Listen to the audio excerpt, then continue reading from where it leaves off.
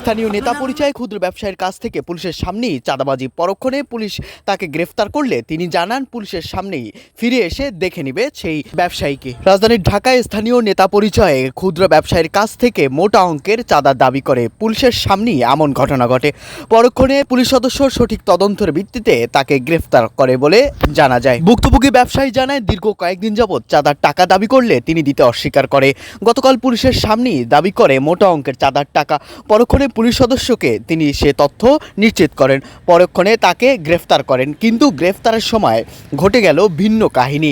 হঠাৎ মেজাজ হারিয়ে চাঁদাবাজ জানায় আমি ফিরে এসে আবারও দেখে নেব। স্থানীয় সূত্রে জানা যায় 5ই আগস্টের পর থেকে বিভিন্ন জায়গায় এভাবেই প্রকাশ্যে নেওয়া হয় চাঁদার টাকা। দিতে অস্বীকার করলে দেওয়া হয় বিভিন্ন ভয়ভীতি এবং প্রাণনাশের হুমকি। গতকাল এমনই একটি ঘটনা ঘটল রাজধানীর ঢাকায়। প্রকাশ্যে ক্ষুদ্র ব্যবসায়ীর কাছ থেকে চাওয়া হয় মোটা অঙ্কের চাঁদার টাকা। দিতে অস্বীকার করলে দেওয়া হয় বিভিন্ন ভয়ভীতি। ঘটে গেল ভিন্ন কাহিনী। হঠাৎ করে মেজাজ হারান এই চাঁদাবাজ। তিনি মেজাজ হারিয়ে এক পর্যায়ে বলেন আমি ফিরে এসে দেখে নিব কিভাবে ব্যবসা করো। এমনই অভিযোগ উঠে আসে। তবে আশেপাশে থাকা সাধারণ মানুষ ভিডিও ধারণ করলে তা দ্রুতই সামাজিক যোগাযোগ মাধ্যমে ছড়িয়ে পড়ে। শুরু হয় নেটিজেনদের মাঝে নানা আলোচনা সমালোচনা।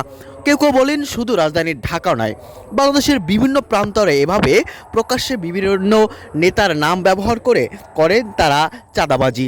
এছাড়া মহাসড়ক থেকে শুরু করে বিভিন্ন স্থানে কখনো টোলের নামে, আবার কখনো বিভিন্ন স্থানের নেতার নাম পরিচয় ব্যবহার করে তোলে এই চাঁদার টাকা। তবে আমাদের সচেতনতা থাকা দরকার।